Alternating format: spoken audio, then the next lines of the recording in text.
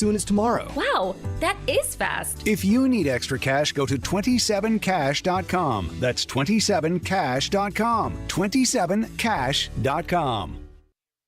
They'll have you laughing right along with them. They're Bonnie and Friends. I might go to Coach Skinner and ask him if I can be an honorary coach one game. Why? Let me throw on a suit and just start screaming, "Hey, back check more!" Do you like being rejected? He's probably going to say no. You don't like Peter. Well, he'd probably say no. He's used to it. With the ladies. Aren't you glad I'm back? No, not anymore. Bonnie and Friends. Catch them weekday mornings beginning at 5. Weather and Ag in Focus on WDAY Radio.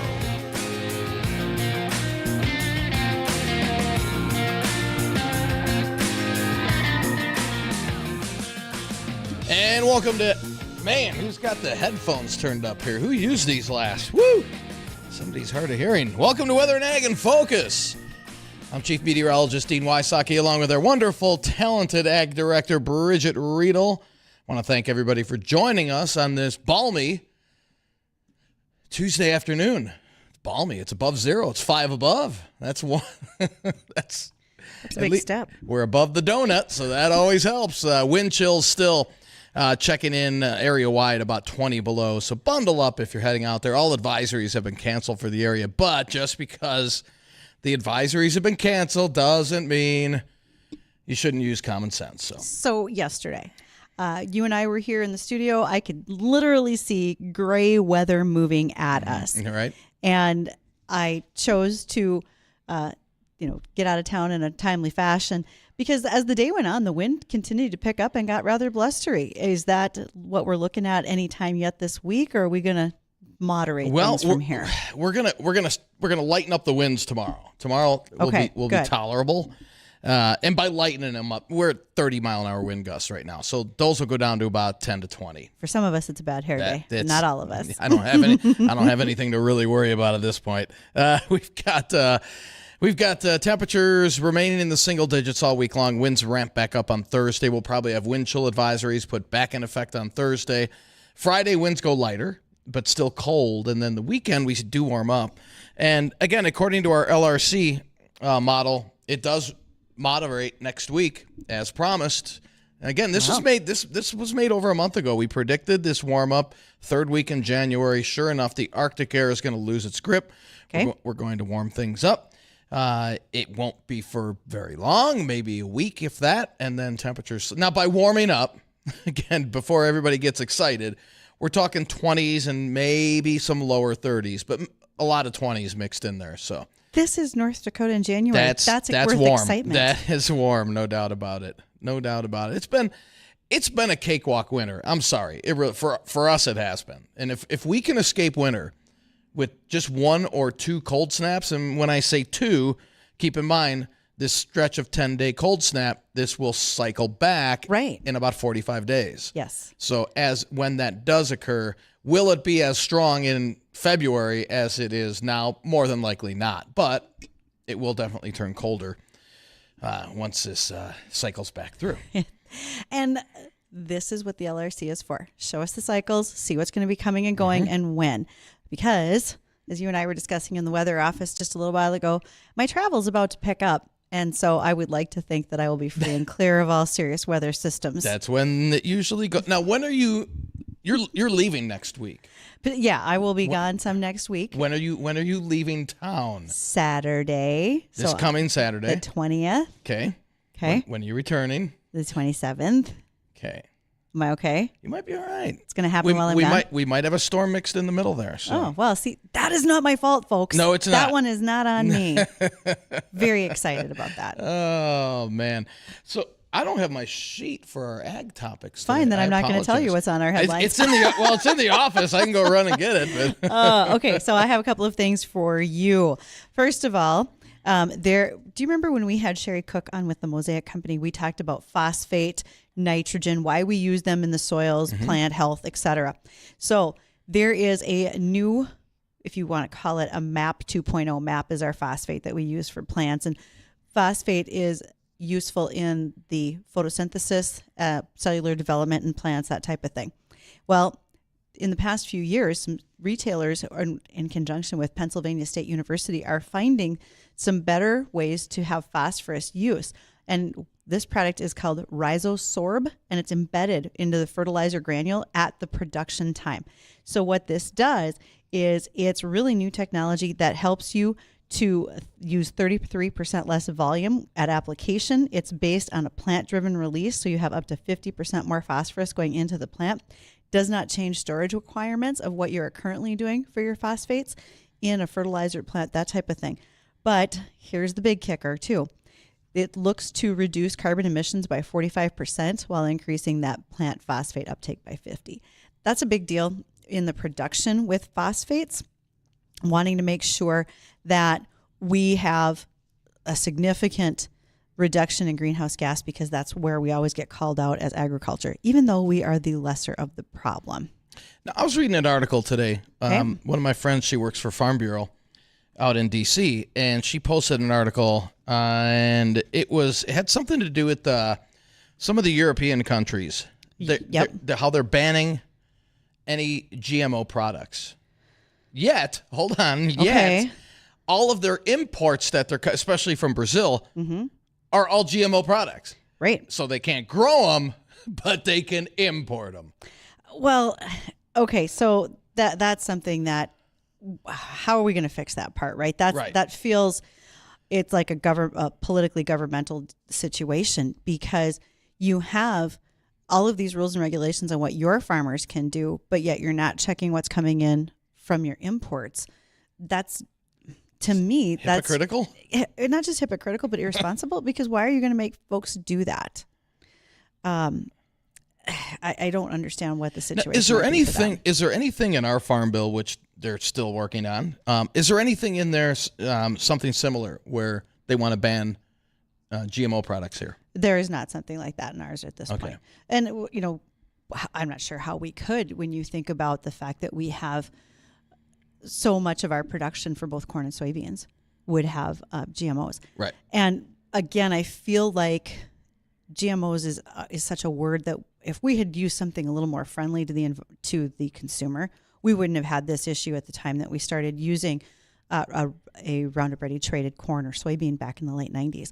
People would feel more comfortable with it. But anytime you say genetically modified, you're like, oh, that's bad. That's really bad. Well, but it's done through breeding. It's not that bad. And it's funny because part of this article, they went and they interviewed some people, and I can't remember what country it was in Europe, but they said, well, do you agree with this? Do you agree with the non-GMO? Oh, absolutely. You know how climate freaks and whatnot over there. They said, oh, yes, absolutely. And the interviewer said, well, do you also vaccinate your children? Well, of course we do. Mm-hmm. Well, did you know that in the vaccines, there's GMO material? And, they didn't know that. So yeah, and it's sometimes it's a matter of perspective. Oh, man. What else we got? All right, I got a couple other things. And you'll have to excuse my frantic typing over here as I am trying to make sure we get our guests connected, et cetera, today. And so one of the other things to talk about would have to be with a farm in Nebraska. They raise Charolais cattle, but also they've been raising hogs, and they realize they might not be raising hogs forever. And they have these barns. What should we be doing with them? Well, they're raising worms. Worms. For? Well, okay, so these are African night crawlers. They have about 500,000 of them, which produce 18 tons of worm castings per month. These castings, basically it's worm poop, and it is an organic fertilizer. So it's good for that people want to buy. Yes, because it also is a soil builder. The microbes in the castings unlock nutrients in the soil that become available to plants.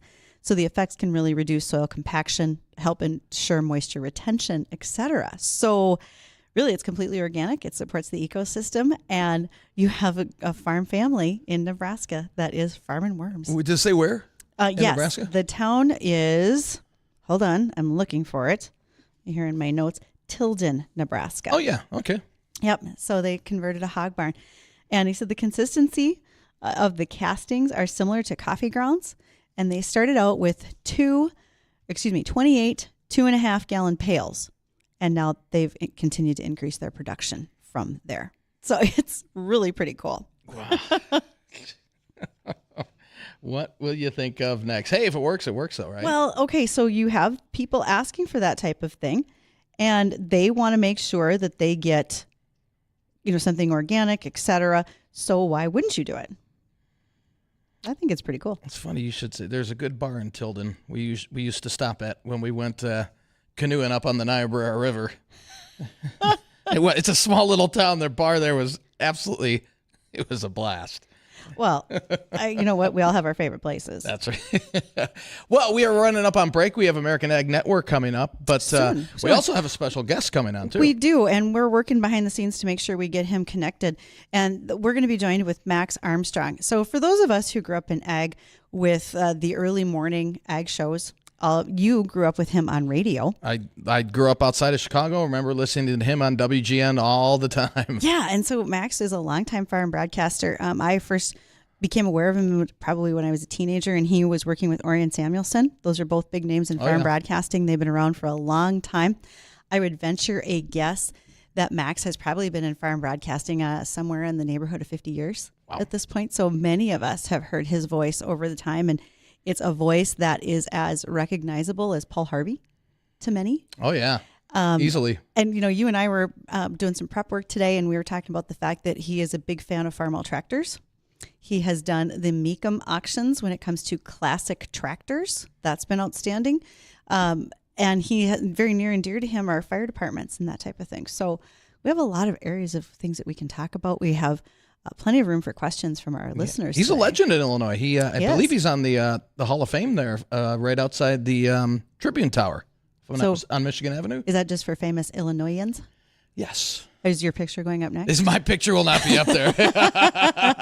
Really? I highly doubt it. Something I was just curious there about. You go. But yes, so we'll get a chance to visit with Max, and we definitely want to make sure that for folks who are listening, and if they want to visit with us and ask questions, you can reach us at 701-293-9000. That is our Red Wing Shoe phone line. Dean and I are rapidly taking emails and so forth, either weather or ag at flagfamily.com.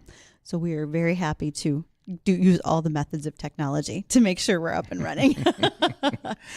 So don't forget to watch our live stream. We are on Facebook, YouTube, and Acres TV today, and you can see what's going on. We've got pictures from Max that we're going to be able to show as well. And as always, we'll keep up on the weather throughout the afternoon too. Absolutely. So don't go anywhere. We'll be right back. Livestock market is mixed with fats and feeders higher, hogs lower. For the American Ag Network, I'm Richard Risvet with this market update.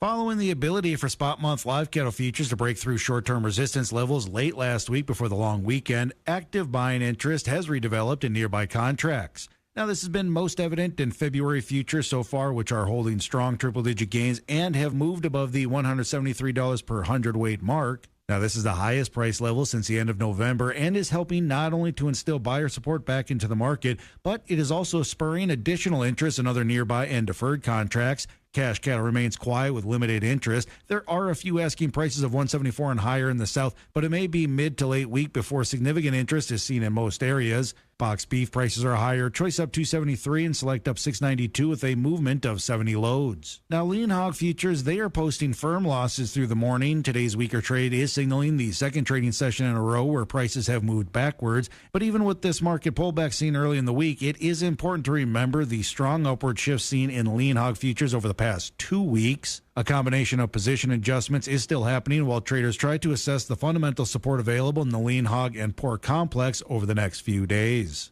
We'll get a look at the livestock numbers next. You're listening to the American Ag Network.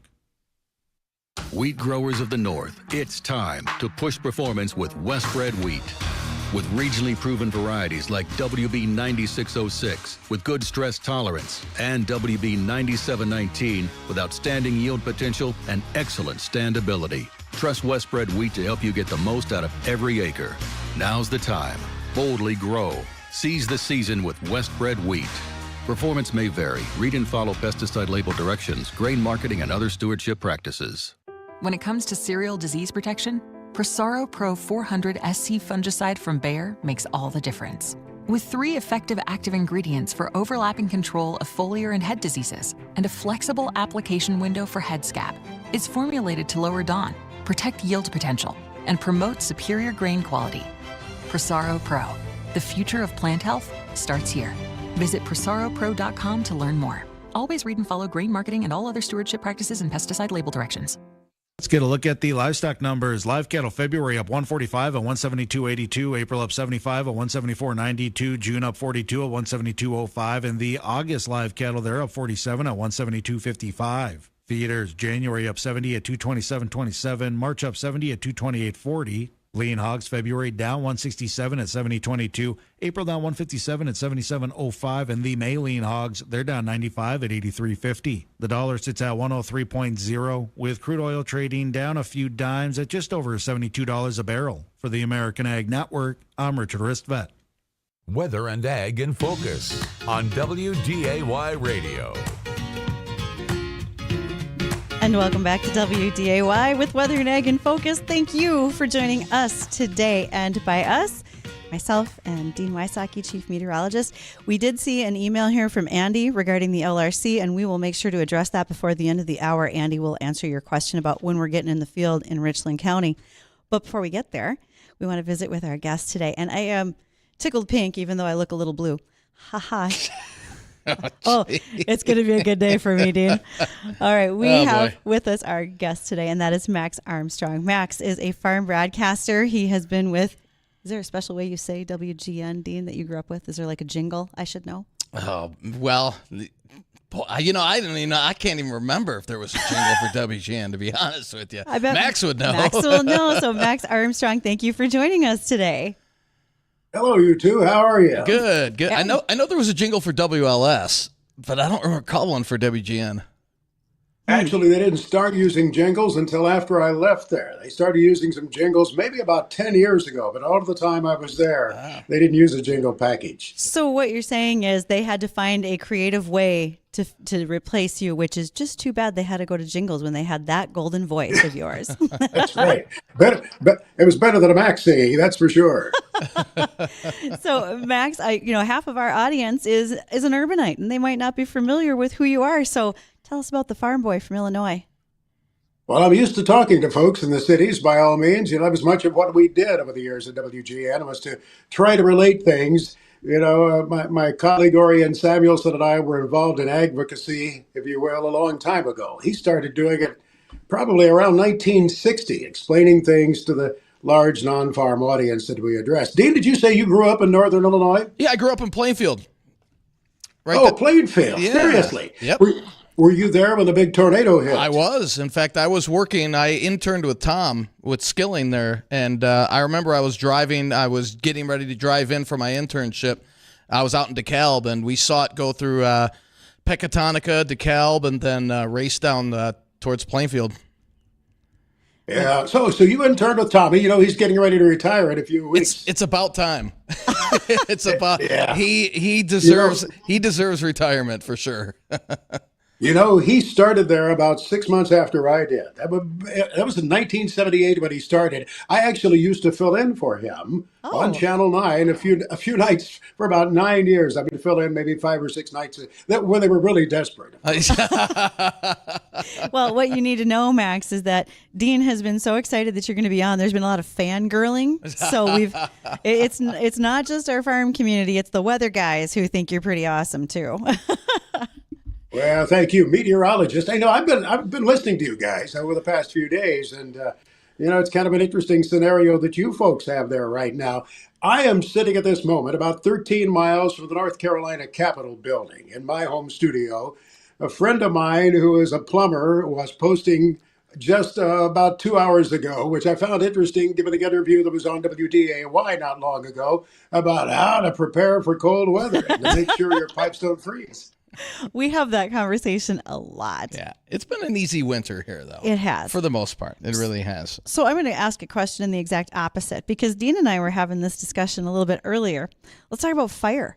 And Max, you have a real soft spot in your heart for fire departments and so forth. And so it's not just about farming. Tell us a little bit about your connection to all of that with the fire departments.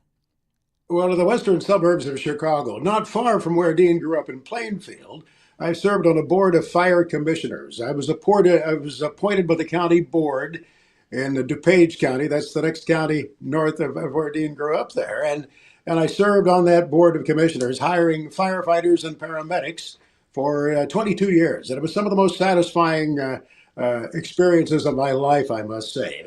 When you'd have these young people sit down across from you and look you in the eye and say, Commissioner, I want to do this because I want to make a difference in people's lives. I want to help people. That always occurred to me that was a great reason to do anything, whether it was broadcasting or selling tires or perhaps rescuing people. And so, I really have such a high regard for first responders, those hands that come into the car in your time of need. And remember, when you're traveling down the interstate, whether it's 90 or 80, 94, whatever the interstate is in America, in many of those instances, you are under the care, if you get in trouble, you're under the care of volunteers. 75% of the firefighters in America are volunteers today. And we're really struggling to get the help that we need in the volunteer fire departments. People don't join anymore the way they used to. And that has ramifications because the volunteer ranks are often the stepping stone then for the professional fire departments of the big cities like Fargo and Minneapolis and Chicago. That is a conversation I was part of just last night, that our rural population doesn't always allow for enough bodies to be a part of that. And Max, you're so right, because when we're out there on the highways, those are small town fire departments. They're all volunteers. They take their time away to come and help you. Big deal. Yeah, they have other things to do. They're farmers, they're ranchers, they're preachers, they're teachers, they're broadcasters. And, when the alarm sounds in many of the towns now, there aren't many hands on board to come to your rescue. So it's a major concern across the country. In fact, I was talking with a friend the other day about doing some PSAs to try to encourage folks to sign up in their volunteer fire departments in small towns. And what do you think the reason is behind that, Max? The drop-off in the last, 10 years or so? We don't join the way we used to, I guess. The younger generations do not join the American Legion so much. I mean, guys come back from military service, men and women, and they don't really get involved in the Legion the way that the folks did coming back from World War II or the Korean War or the Vietnamese War or the Vietnam War. So that's part of the challenge, I think. We have so many demands on our lives. Farm Bureau is going through this too, I think. Farm organizations are struggling with this in some instances. Getting young people involved, engaged, and really enthused. They have so many demands on their lives right now, and I think that makes it a little more challenging. So let me ask this. When 8 or 9-year-old Max Armstrong would have been asked in school if he thought he was going to be in radio or a firefighter, what do you think your answer would have been at the time? Radio, without a doubt. I sat in that old farmhouse 300 miles south of Chicago. I loved being out on the tractors, but I would sit in that old farmhouse and listen to radio from Chicago and then play radio as a kid. Sit in the closet. Bridgette, they must have been scared to death. My mom and dad wondering, what's going on to that kid in the closet there? Why do we hear these voices all the time? Yeah, and I would take in there the newspaper. We'd get the Evansville, Indiana newspaper, and I would sit there and read it as if I were playing to the camera. And it gave me some good practice to ad lib. And it really served me well, I guess, as an adult, because I was able to do some stuff at WGN TV in Chicago I wouldn't have done otherwise. I did the lottery drawing one week, of all things. And so was that the transition? Was you're doing radio, somebody needed a backup on TV, and then pretty soon you're doing U.S. News and Farm Report and all sorts of other things on television?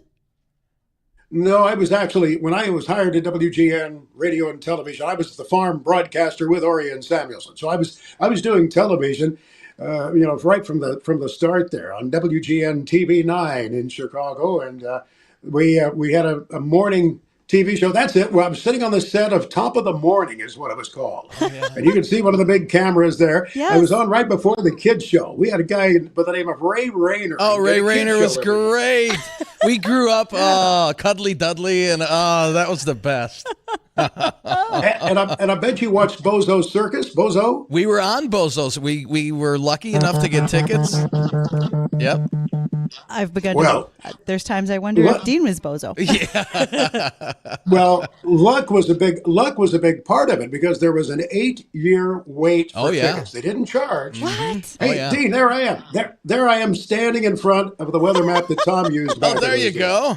That is fantastic. Oh, man. Oh, there are so many questions to be asking today, Max. We can't get to it. Can't wait to get to more of them. It is 1:30 in the afternoon, bottom of the hour. We are going to be back with Max Armstrong. Don't forget that all of you can reach out to us at 701-293-9000, the Red Wing Shoe phone line, and ask your questions as well. Be right back.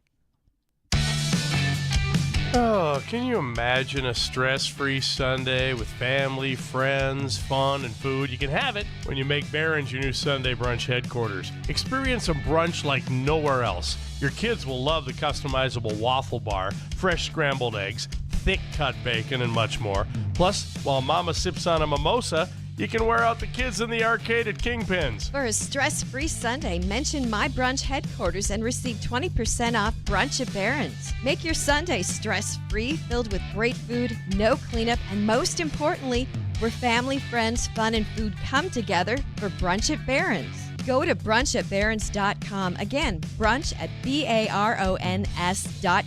And don't forget to mention My Brunch Headquarters for 20% off and experience your stress-free Sunday at brunchatbarons.com. Brunch at Barron's, located inside Kingpin's off I-29 and 52nd Avenue South in Fargo. Hello from the WDAY News Center. I'm Ty Schoenert with your news update. Former President Donald Trump can check Iowa off his list. He officially won the GOP caucus last night in the state. One recent endorsement saying the country is ready for a change in leadership. There's never been a presidential primary where there's this kind of lead in every state. I mean, President Trump leads in every state in the nation. North Dakota Governor Doug Burgum, who endorsed Trump prior to the caucus, says other candidates will soon follow as spring arrives. Fergus Falls police responding to several schools after they received shooting threats Monday afternoon. We'll continue to take any sort of threat that we receive to, take that as such, and we're going to investigate it and look into it and treat it as such. Police Department Sergeant Abram Silbernagle says the 3 calls causing schools to lock down and send students home early out of an abundance of caution.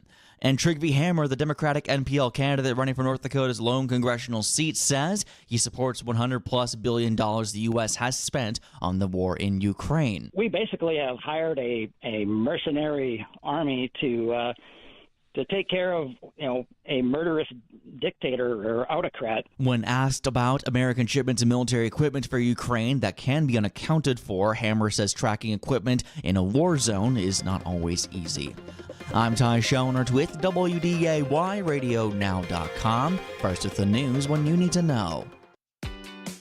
If you didn't know already, Schlotzsky's Deli in Fargo should be your catering go-to. They have a menu filled with delicious catering options and has all the bases covered with a delicious lineup of sandwiches, soups, salads, pizzas, desserts, and more. We've got just what you need to make any party or event great. Just visit our site, choose from the menu, and schedule delivery. Your order will arrive fresh, on time, and ready to be devoured. Schlotzsky's Deli in Fargo. It's a mouthful.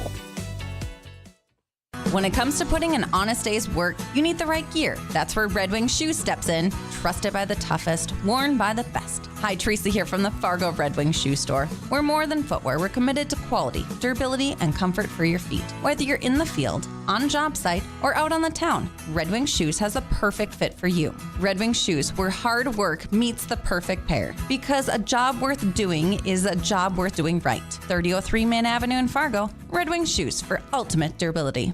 Encounter Jesus, experience grace at Olivet Lutheran Church. We offer multiple styles of worship services. Our Sunday morning 8:30 worship is filled with traditional hymns led by the organ. If contemporary music is more your style, the Sunday morning 10:30 service will be what you're looking for. And our Wednesday 6 p.m. service is quiet, contemplative, and acoustic. Worship with us online on our YouTube channel. To find out more, visit olivet.org. Encounter Jesus, experience grace at Olivet Lutheran Church. This is Weather and Ag in Focus with Bridgette Readel, Justin Storm, and Dean Wysocki.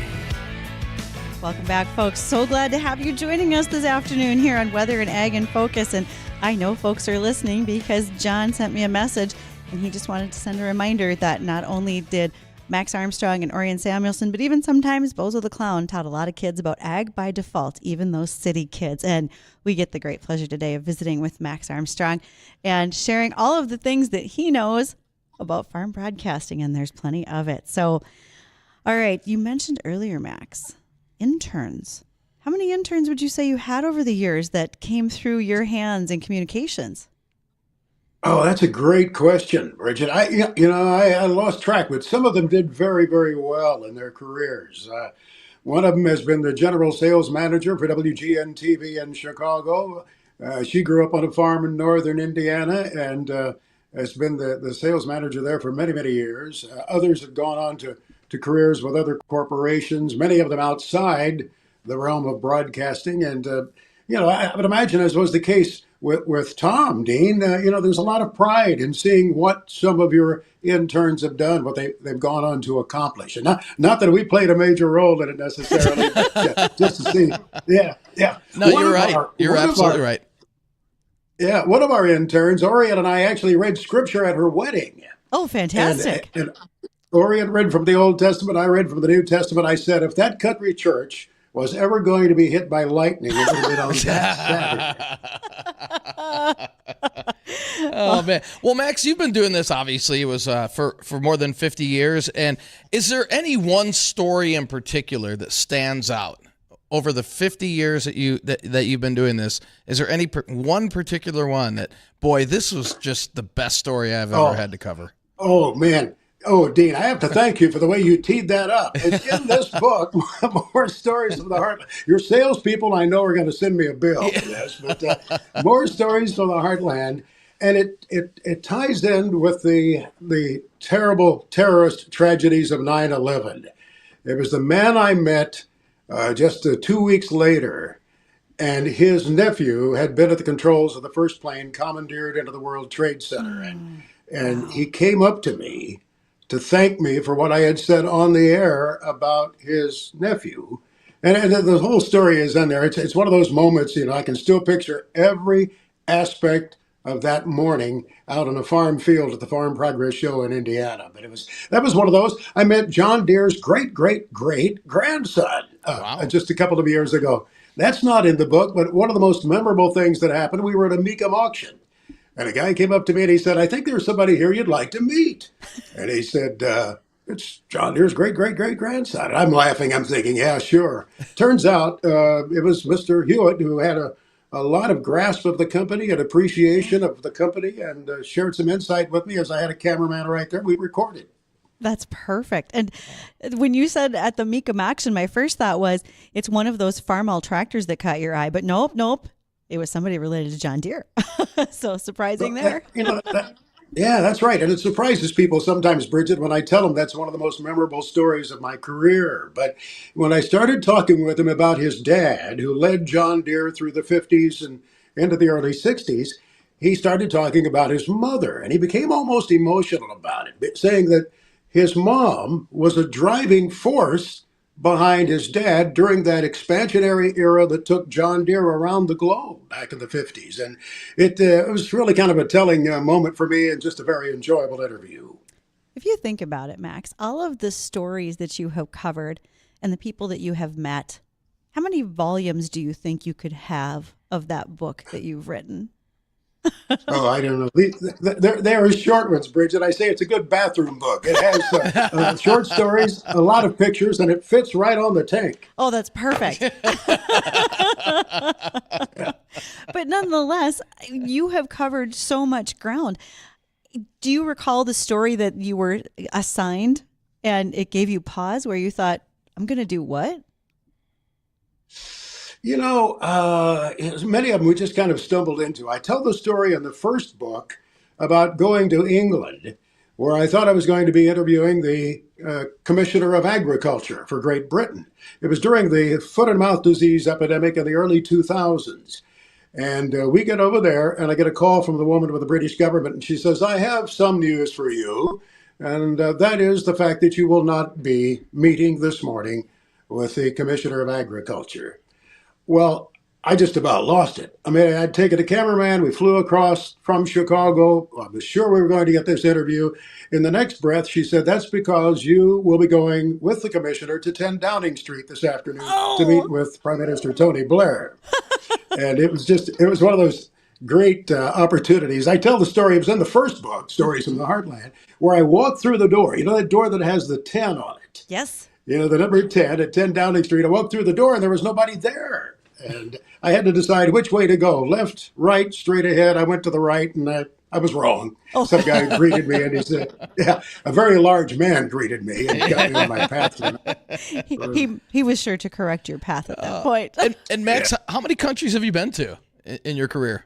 You know, I've originated broadcasts from over 30 different countries. Now, we've gone back to some, more than one time. We've gone back, Dean, to Japan and certainly Brazil and Argentina. And some I've only been to once, Vietnam, Chile, Yugoslavia, when it was behind the Iron Curtain back in those days. Wow. It was an interesting time. Any scary moments, anything that maybe you thought your life was in danger when you were overseas?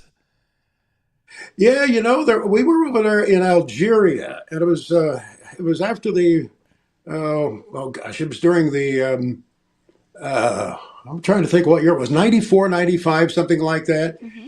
And they had been kidnapping some visiting businessmen, and they had also, Algeria is at that time had the potential to become a great wheat customer for the United States. They probably still buy some from us. Yes. But anyway, we were there to visit a farm out in the desert that the United States had helped fund to show the folks there how they could better farm, how they could better use our feed. And there was a van pulled up in front of our van, and one pulled in behind it. And about 8 guys got out with poorly fitting jackets, and some were actually brandishing firearms. And the problem had been that my cameraman had shot a picture of the port facility. Oh. Somebody had been watching us and saw him with that camera aimed down at the port. And fortunately, we had somebody who could speak the language, visit in a very animated fashion with these guys who were also very animated. But it was a very long, probably no more than 10 minutes, but it was a very nervous 10 minutes. We thought we had just met a Motorola engineer who was installing two-way radio systems who had spent a couple of days in a jail there. We were concerned about it. Yeah, I've never heard good things about jail, whether it's in any country, personally speaking. No, that's right. Sounds bad. So Let me write that one down. Dean, she almost talks like she has some experience. Right, well, there's a lot of stories we don't know about Bridgette, but I'm not sure if we want to. I was with some college friends yesterday, and we reiterated the pledge: I won't tell your kids, you won't tell mine. Perfect. Hey, Dean, maybe we should turn the tables here and interview Bridgette. There are more people interested in her. Boy, that would be fun. Now that's good radio right there. Well, but I'm not done with Max yet. Okay. I'm just saying. So that'll be for another show. That's right. There's always other days. So I'm curious, as much as you speak to groups, because as we've looked at your pictures through the live stream today, Max, and I see you talking to like the Angus Convention. I know you've addressed folks at whether it be Farm Progress or Commodity Classic, etc. Do you think that there's a group that you haven't been before that you'd really like to, farm or non-farm? That's a real good question. And actually, to be honest with you, I have stopped speaking to groups. The travel is a little more challenging now, and I guess my heart isn't in it, my mind isn't in it. Kind of hit a retirement. Hey, there's the former mayor of Chicago, by the way. That is. Wait, did that one go to jail too? Oh, Daley? No, not that Daley. Well, no. Okay. You're confusing the mayor with the governor. Yeah. You're right. My apologies. But, I guess I've spoken to most of the group. I mean, I spoke to the Women's Club of Evanston, Illinois. I spoke to the Dean, to your point, I was at Northern Illinois University and spoke to the Chicago chapter of the American Meteorological Society many years ago when there was one. I don't know if they still have one. I don't think they do anymore. Yeah. And there are there are definitely groups that want to hear the message within ag and learn just like our audience does every day. They want to learn new and exciting things. So any chance we get, I think that's awesome. And there comes a time when, guys like Max need to slow down and get out of this business and make way for people like Bridgette and others who want to be out there addressing meetings. So I told the fellow from the Speakers Bureau just to take me off the list. It's probably time for me to spend a little more time with the granddaughters and be home a little more. I don't think there's anything wrong with that, especially those granddaughters, because this is a good time. Have you introduced them to your favorite Farmall tractors yet? Or is that a slow process at this point for Grandpa to do? Oh, there you go. We're just making sure we connect. So we'll get Max to connect with us. Hopefully we get his audio back, because we can't hear him quite yet, but hopefully we'll be able to do that just momentarily. Jacob is our producer, and he's able to do quite a few magical things behind the scenes. And while they're making sure that happens, Dean, do you want to address, we had Andy sent us a message asking about the LRC for April. Do you want to take care of that? So Andy emailed, he's got some travel here in southeastern North Dakota, third week in April. Andy, I don't have the LRC calendar in front of me, but log on to our website, WDAYradionow.com. Click on the weather link, and you'll see an article we have of our LRC calendar and our predictions all the way out through the end of April. So it's I know we're going to go through we should have an early plant this year. I really do. I think we're going to have an early planting season this year. I think we will. Now, from what I remember y'all talking about at the beginning of December with our LRC special, was that we would get in the field early. We would have some weather activity, whether it be snow or rain, that might hold us up for a little bit in the field as far as we're getting back into planting. But then we would be able to get back in later in April. Yeah. Things would dry out. I think, no doubt about it. And we have Max back on, I believe. Oh, sweet. If we have Max, how's that? Sorry about that. That's okay. So my question to you, Max, was, now that you've got these fabulous granddaughters, have you introduced them to your favorite Farmall tractor collection, or is that a slow process you're just easing them into? They both. It's funny you should ask, Bridgette. Of course you know the answer to the question. Yes, they've both been on there with me. Good. And one of them, the oldest, is 9, and the other is just, turning 6 in a few days. And they both enjoy being on the little one. There's a little teeny tiny Farmall 404 that I have that's restored. I have one here in North Carolina. I still have 3 tractors in northern Illinois and central Illinois, and one of those will probably come down sometime this winter. Oh, but nice. Yeah, they're a lot of fun. Oh, yeah. I don't think anybody ever passes up that opportunity to keep teaching the young, especially as the grandkids, and all of your favorite things. That's exactly. awesome. What about you? Do you collect anything, or do you have any hobbies, Bridgette? Oh, I'm a fabulous with really great bad ideas. And so far, I don't know that I have collected a lot of things yet, except I will say I have some vintage Christmas ornaments from my dad, and just showed them to our daughter over Christmas this year. And she said, as soon as I own a home and I have a Christmas tree, you feel like parting with those ornaments. Now, you're being humble. You didn't tell Max about the Bridgette Readel autographed Steiger tractor. So I do. Seriously, she's got her own autographed tractor up here. I do. The Steiger Panther 4, which has the WDAY logo on it. They are sequentially numbered, and it does indeed have my signature on it for the Steiger Cougar. I think I said the Panther, but it's actually the Steiger Cougar. She's a big deal up here. I know that. And she's a big deal everywhere. Right? Well, Max, thank you so much for joining us today. Thank you for taking me down memory lane. Ray Rayner. Back in those days, WGN broadcasted nationwide, opposed to now. So there's a lot of kids. That's why Cubs fan base is so big, and I'm sure a lot of people up here even remember Ray Rayner and just growing up. And yeah, Max was on. I believe, was it right before Ray Rayner, Max? I think it was. Yeah. Mm-hmm. Yep. So yeah.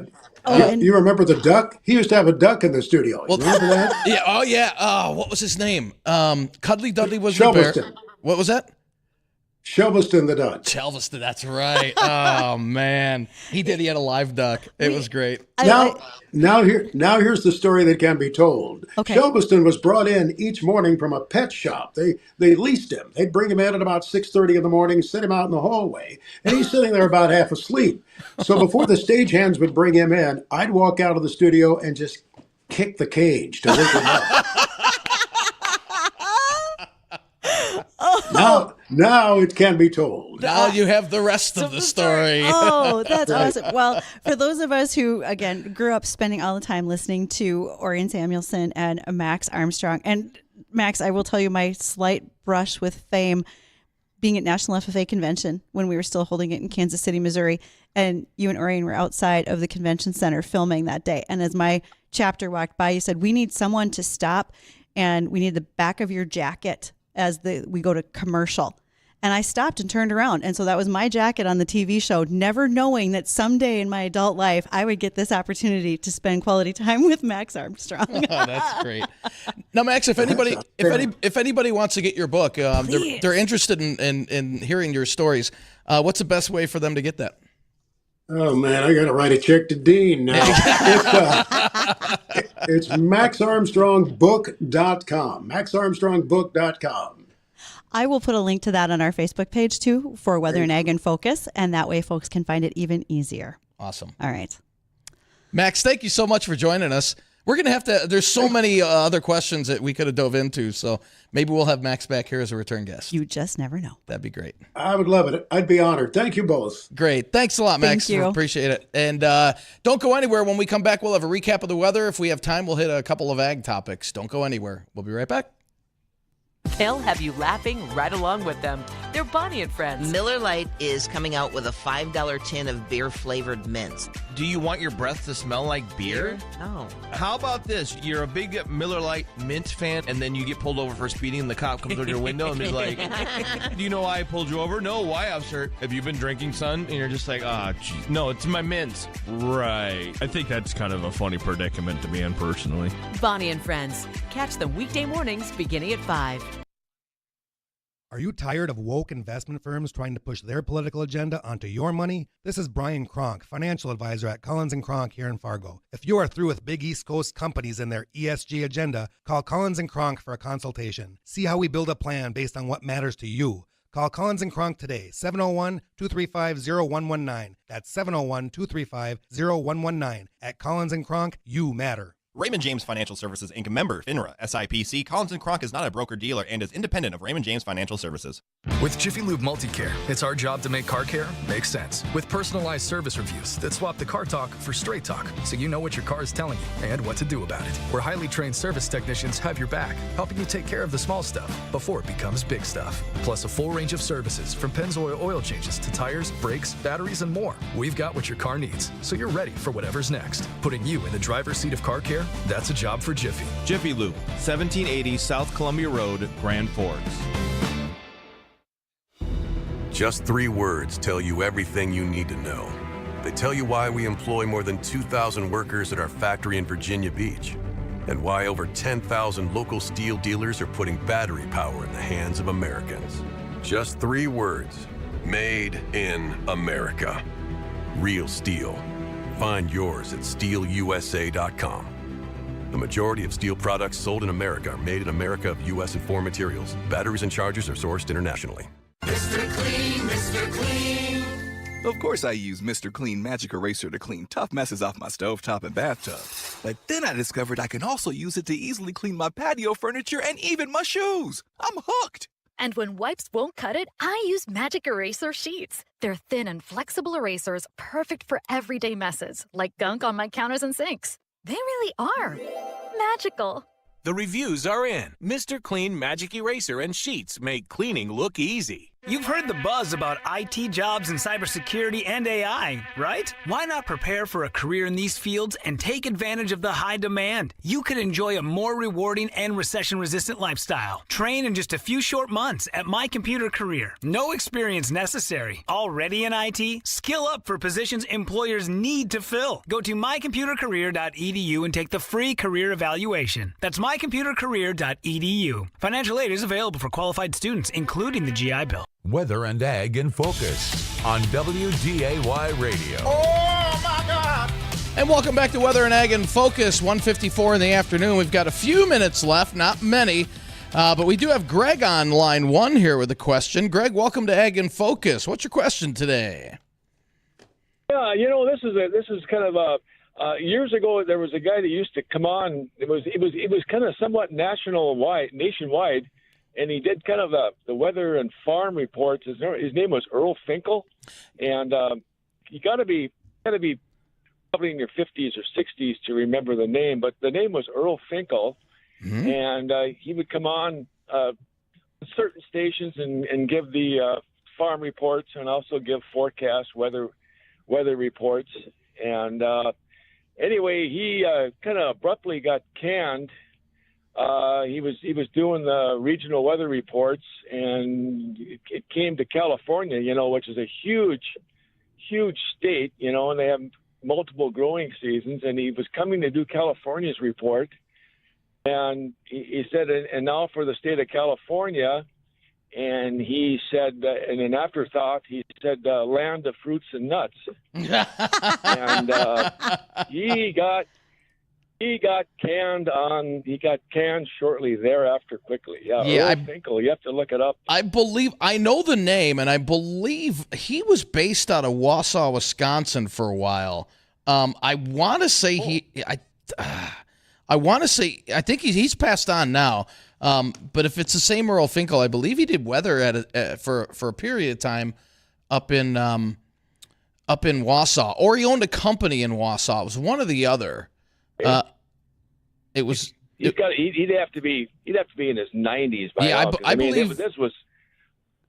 Yeah, I believe he was really. Yeah, I believe he owned a company, some kind of company up in Wausau, because I remember back early in my career, I believe I had an interview with him, if that's the same individual. Yeah, he was an older gentleman at that time, so I believe the following. Hell of a following. He had. Yeah. I'm kind of thinking it was. I kind of think it was your competitor that probably had him on. Okay. And because I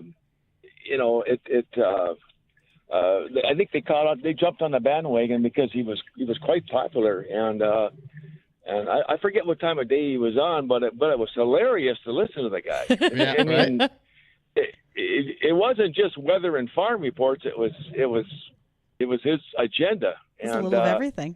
And it was kind of like a Paul Harvey on the weather. It was just weather can be exciting with tornadoes and blizzards and snowstorms and hurricanes, or it can be 75 degrees and sunny in San Diego. Right. And yeah.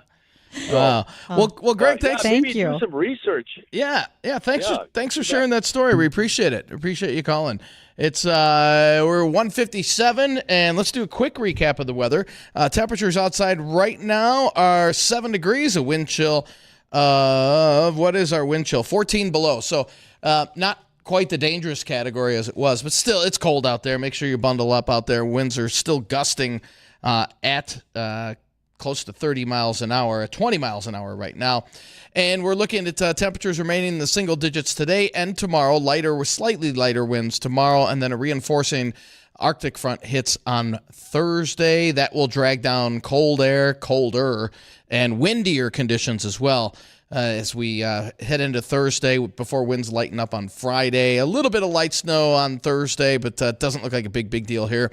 And then we start our slow warm-up in the teens on Saturday with strong southerly winds, so that really won't feel much warmer. And then as we head into Sunday, lighter winds, low 20s, and then, hey, break out the shorts.